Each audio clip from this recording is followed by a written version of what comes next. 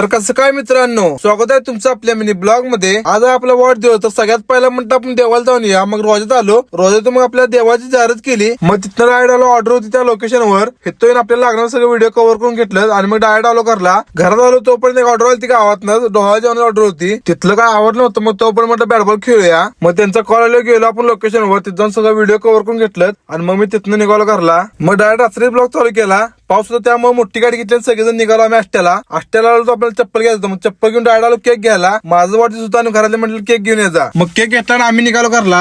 मग आपला एक नवीन ब्लॉगर होता, मग ते ब्लॉगर बघायला। तर कसं काय मित्रांनो, आज आम्ही जातोय सिनेमॅटिक रियांच्या घरी। आपण त्याचा केक घेऊन बर्थडे आहे। ओके, वाकडा होईल। तर भेटूया त्याच्या घरी। आता काय सेलिब्रेशन आहे बघूया।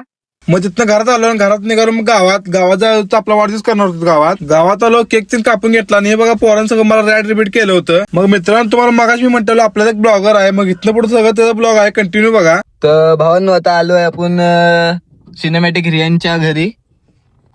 तर आता आपण जाऊया त्याच्या घरी। हा आपला रियान भाव आहे। मग तिथनं घरातला केक कापून घेतला, मग गावात निघालो। गावात अनेक केक कापायचा होता, मग गावातून वाढदिवस करून घेतला आणि मग निघालो घरला। तर मित्रांनो, आजचा ब्लॉग आवडला असल्यास लाईक, शेअर, कमेंट आणि फॉलो नक्की करा।